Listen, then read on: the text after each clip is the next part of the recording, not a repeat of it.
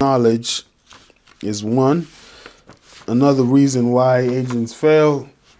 One more we're going to talk about is overestimating income and underestimating expenses.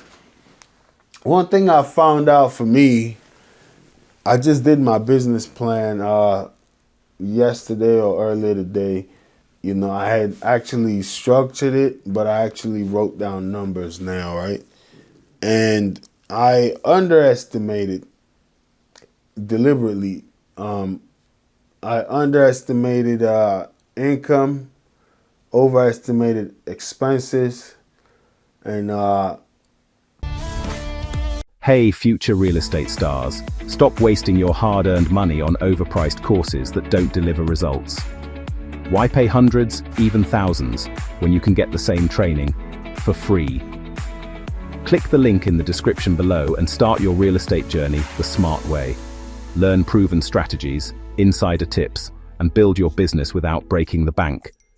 Your success starts now.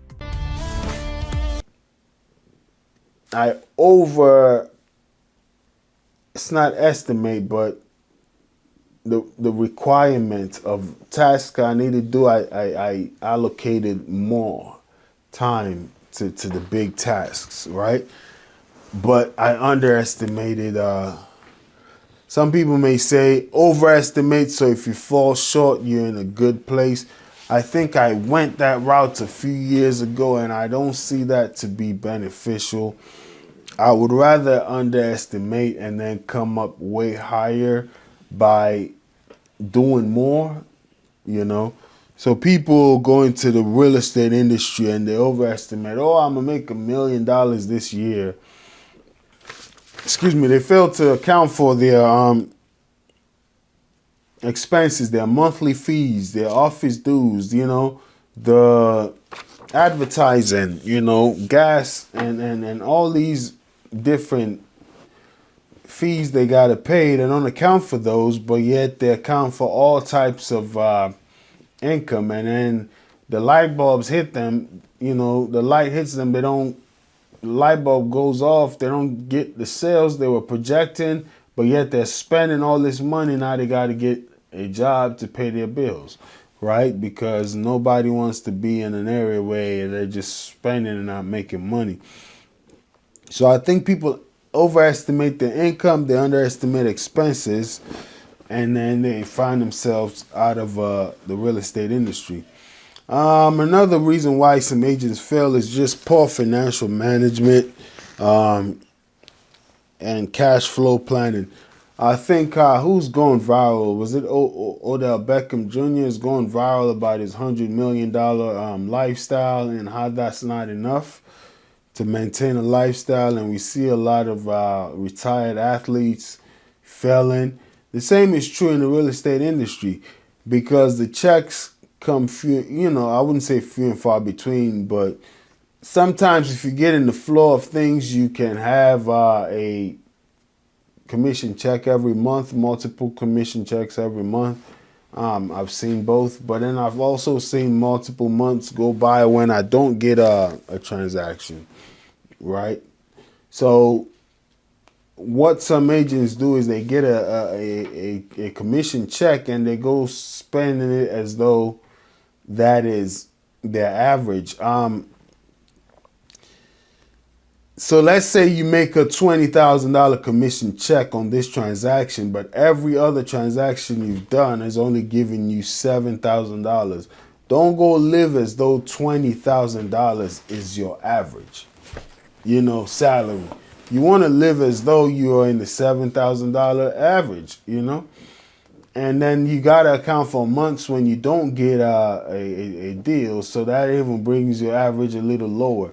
So I think just inadequate financial management and planning, you know, let's say you average one deal every 2 months, but you get your commission check and you blow it all in 1 month. Now you still got these monthly dues your broker requires and you don't have the money to pay. Now you got to get out of the business, right? So just failure to plan accurately. and not accounting for the cash flow. Another reason why agents fail is failure to build relationships and a referral-based business. So I can say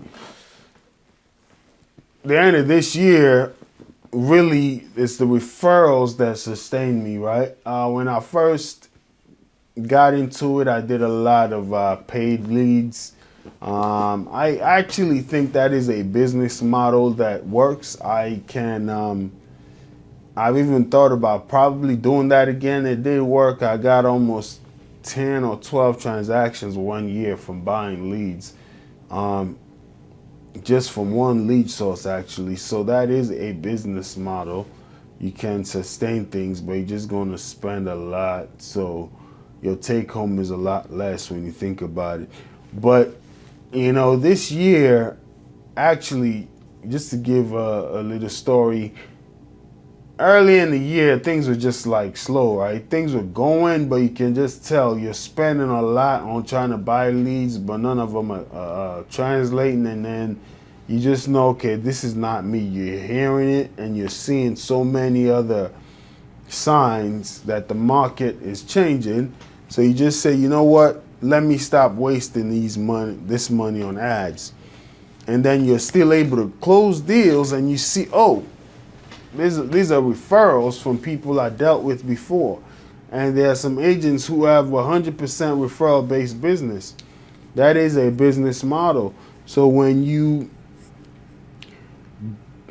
build relationships to where some people build business-to-business relationships with tax accountants. So these accountants now refer them to their clients. When the client say, oh, I want to buy a house, the tax accountant may say, oh, I have an agent that I can recommend.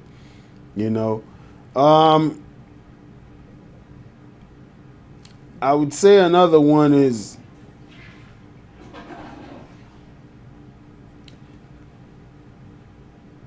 like lawyers, divorce lawyers, when people are going through divorces and they got to sell a house, that's another lead source where certain agents got that lawyer to always recommend them first, right?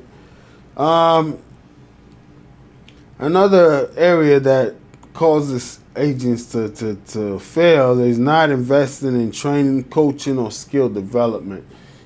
Coaching can be very, very expensive, and sometimes you got to be wary of some of these coaches, right? They say those that can't do it, coach it, because when you look at the greatest players, they're not always the greatest coaches. And there's a reason why most of the greatest coaches, they were subpar in their playing career, right? And some people say it's because as a player, when you're very great, your expectation or patience is your expectation is high and your patience is at a minimum, right? So these are things to keep in mind.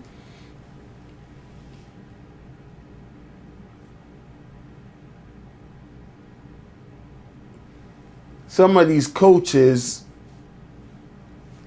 they talk a good game, but have they done it? You don't know.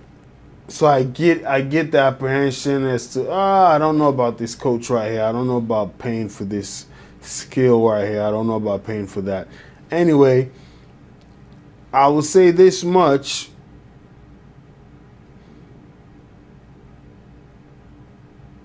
Not working on your skill or being training yourself, however you want to go about it. Some coaching is really not for the coaching, it's for the community they can give you, right?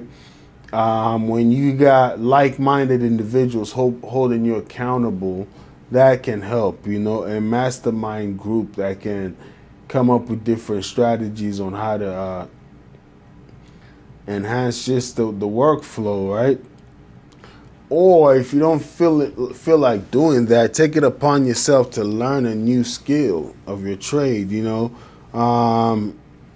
training, we talk about training. We talked about professional sports. Like, let's say they play on Sundays, right? On football, when you think about football, but they practice all week. Because of the physical nature, they only play one game a week. But the less physical sports, they may play multiple games a week, like the baseballs and basketballs. But they still have training sessions. They have an entire off season where they train, right? So that training right there is very pivotal. And how much do you train in your craft as an agent, right? Most agents fail to train, so Your ultimate hub for real estate insights, breaking news, entrepreneurial wisdom, investing strategies, and self-development hacks. If you're ready to expand your mind and stay ahead of the game floor, you're in the right place.